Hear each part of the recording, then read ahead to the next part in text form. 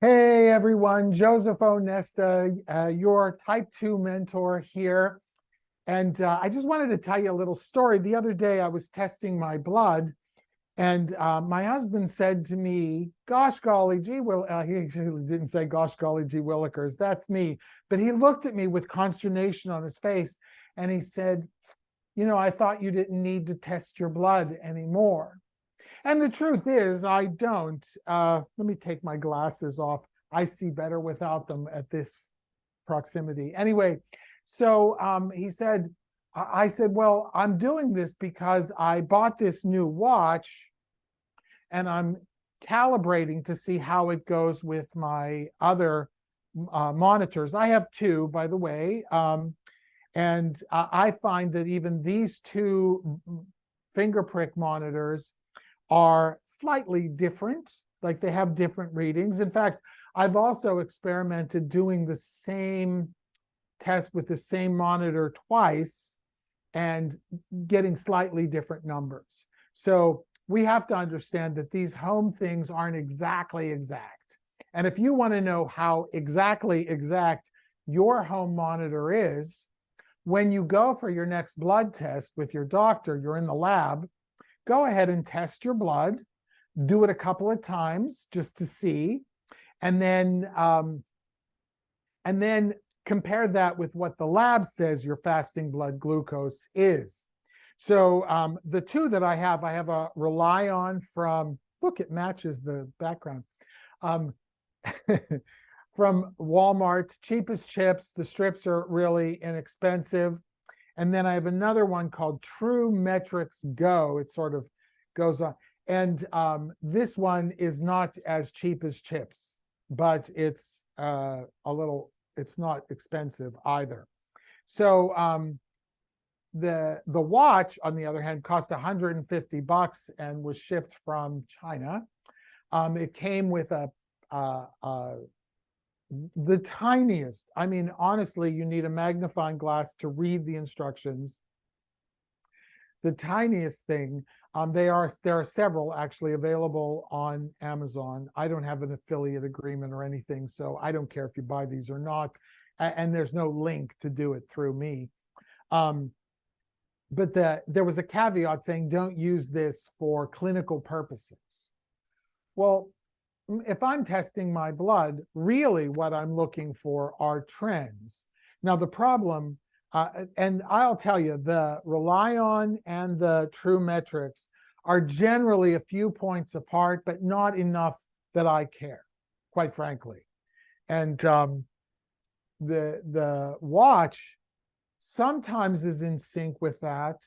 And it doesn't have, there's no probe. It's just light that I don't understand the technology, but I'm here to tell you, I don't think the technology is quite there yet, at least not up to the accuracy of a finger prick or a continuous glucose monitor. I don't have one of those either because I haven't been diabetic for almost 5 years. And in order to, you need a prescription for a CGM, a continuous glucose monitor, and the insurance will only pay for it, if I understand things correctly, if you are in danger of low blood sugar.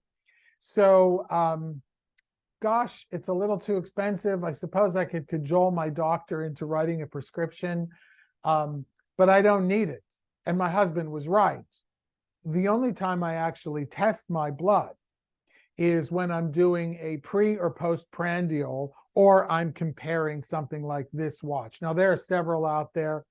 There's another guy, a type 1 diabetic, and I don't know his name, sorry, but I'll try to find his video where he compares all of these with the CGM, and it's very, very informative. But I just want you to know that testing your blood glucose is important, and it's important for you to understand, for example, the patterns of blood glucose in your day.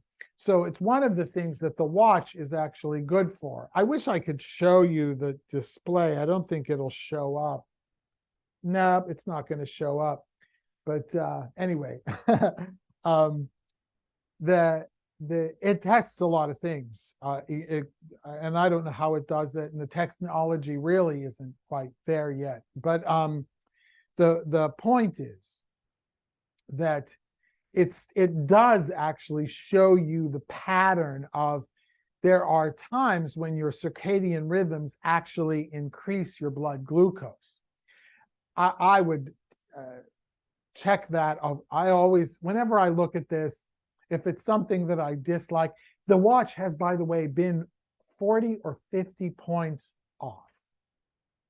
So like my blood prick ones will tell me 104, 109, and this will say 157. And it's like, really? Really? So it's just not quite there yet. It is nice to see that pattern, but if I were you and you don't qualify for a CGM, CGMs are great because they also show you the patterns, and much better, they show you the pre and postprandial. That's before and after eating.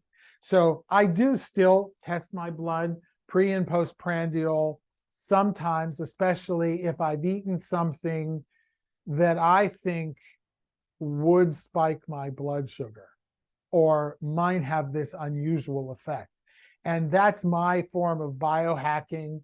And now that I have a third way of doing it, it's actually a lot more fun, a little bit more expensive, but a lot more fun. So, and knowing how my body reacts to certain foods or under certain conditions helps me to know, for example, if my blood sugar generally goes up at a certain time of day, that's an opportunity to move my tuchus. And if I'm moving, I'm using glucose in my muscles, and therefore my cells, the cells in my muscles, will be more ready to receive more glucose. And that just helps reverse or do something with insulin resistance, doesn't it? If they're less resistant during exercise. Anyway, that doesn't mean I go to the gym and work out. It might mean walking here at the office, walking around my parking lot a couple of times, or, you know, doing some almost calisthenics, things like push-ups and I don't know. I just move around, and I have some of those band things that I do things with. Anyway, so gosh, go ahead, test your blood, but know why you're doing it. You're not afraid of testing your blood. It's like, what's my body doing right now? That's the point. And so I hope you've enjoyed this video. If you have, and you're watching it on YouTube, like, subscribe, right? Because that counts for something. I don't know what.